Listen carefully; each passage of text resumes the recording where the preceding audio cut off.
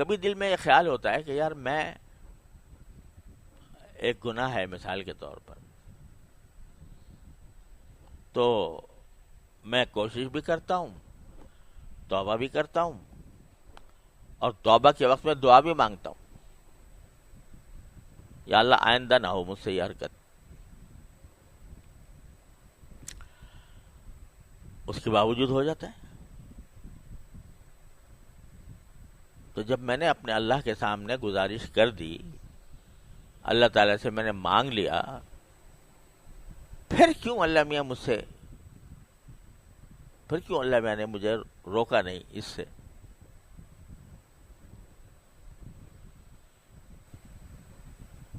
اللہ تعالیٰ کی حکمت اور مشیت تو وہی جانتے ہیں، ہم اور آپ کہاں تک اس کی حکمت اور مشیتوں کو سمجھنے کی کوشش کریں گے۔ لیکن اللہ جل جلالہ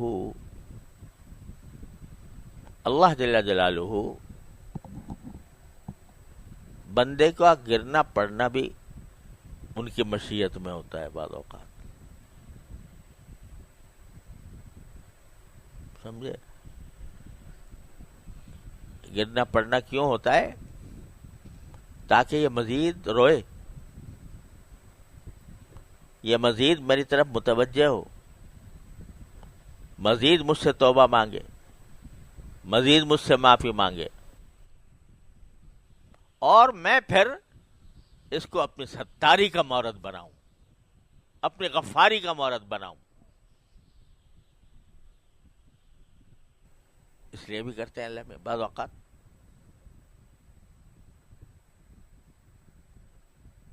اس لیے دیکھو، ایک اللہ تعالیٰ معاف کرے، ایک چیز ہوتی ہے استدراج، اللہ تعالیٰ ہر مسلمان کو اس سے محفوظ رکھے۔ استدراج کیا ہے؟ کہ آدمی گناہ میں مبتلا ہے، گناہ میں کیا جا رہا ہے،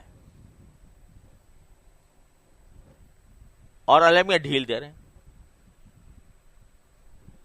اچھا بھائی اور کر۔ تو اللہ بچائے، جو غفلت کے ساتھ ہوتا ہے، یہ استدراج ہے، بڑی خطرناک چیز ہے۔ اللہ تعالیٰ ڈھیل دے رہا ہو کسی کو، اس کی علامت یہ ہے استدراج کی کہ ایسے آدمی کے دل میں فکر ہوتی ہی نہیں، اس کو نہ ندامت ہوتی ہے، نہ فکر ہوتی ہے کہ میں کیوں کر رہا ہوں، وہ تو سینہ تان کے کر رہا ہوتا ہے گناہ، اعوذ باللہ۔ وہ تو ہے بڑی خطرناک چیز۔ اور ایک وہ ہے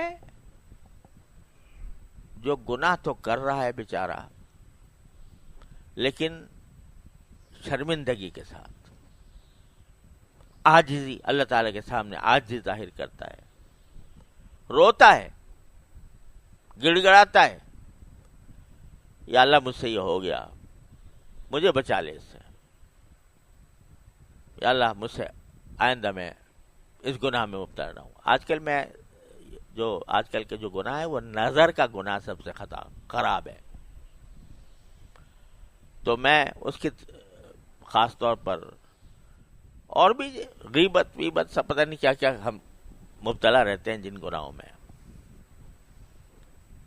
اب ہم جیسے لوگ جن کا بہرحال کچھ نہ کچھ کسی بزرگ سے تعلق ہے، کسی کا پاس بیٹھنے کا موقع ملا ہے، کچھ دین کی تعلیم حاصل کی ہے، کچھ تعلیم دے رہے ہیں، تو ان سے یہ توقع تو مشکل ہے کہ وہ ان کو نماز چھوڑنے کا گناہ کریں گے،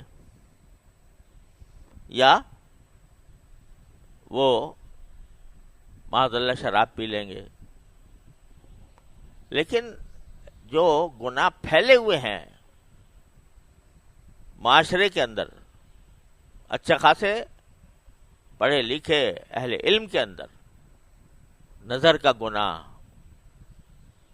کان کا گناہ، غیبت کا سننا، زبان کا گناہ کہ زبان بے تکان چل رہی ہے، یہ سوچے بغیر کہ میں سچ بول رہا ہوں یا جھوٹ بول رہا ہوں، میں مبالغہ اتنا کر رہا ہوں کہ وہ جھوٹ کی حد تک پہنچ رہا ہے، غیبت کر رہا ہوں کسی پر بہتان لگا رہا ہوں، کسی پر الزام لگا رہا ہوں، کسی کی دل آزاری کر رہا ہوں، یہ گناہ عام ہے، ہم سب میں. تو پہلے تو اس کا احساس ہونا چاہیے کہ گناہ ہے، اور احساس ہونے کے بعد شرمندگی ہونی چاہیے. غیبت کر لی اور شرمندگی کوئی نہیں، اللہ بچائے. جب کیے جا رہے ہیں اور کوئی شرمندگی بھی نہیں، اس سے توبہ کرنے کا دھیان بھی نہیں، تو بھائی یہ خطرناک معاملہ ہے. لیکن اگر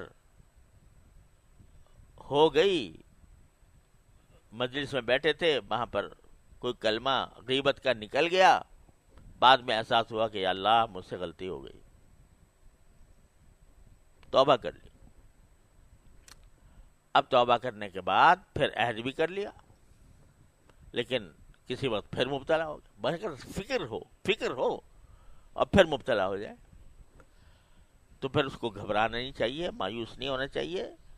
اللہ تبارک و تعالیٰ کے سے پھر توبہ کی طرف متوجہ ہو. بازا ہرنچ ہستی بازا، گر کافر و گبر و بت پرستی بازا، این درگہ ماں درگہ نومیدی نیست، صد بار اگر توبہ شکستی بازا. 100 بار بھی توبہ توڑی ہو، آ جاؤ میرے پاس. تو جب بندہ میں یہ نہیں کہہ رہا کہ بھائی یہ کوئی اچھی بات ہے کہ ایک مرتبہ توبہ کرے اور آدمی پھر اس کو توڑے، نہیں، کوشش تو پوری کرنی ہے. لیکن کسی وقت نفس سے مجبور ہو کر، شیطان کے دھوکے میں آ کر مبتلا ہو گیا تو پھر مایوس نہ ہو، پھر لوٹ جائے اسی کی طرف. جب یہ عمل کرتا رہے گا تو کیا ہوگا؟ من تابا، تو کیا ہوگا؟ عمل عملا صالحا، پھر وہ عمل صالح کی طرف آ جائے گا. کیا مانا؟ کہ اس کے بیشتر اعمال صالحہ ہو جائیں گے. اور جب یہ ہوگا اور اللہ تبارک و تعالیٰ پھر اس کو طاقت دیں گے کہ بالکل وہ گناہ چھوٹ جائے، فَإِنَّهُ يَتُوبُ إِلَى اللَّهِ مَتَابًا، تو وہ لوٹ آتا ہے اللہ کی طرف، ٹھیک لوٹ آنا.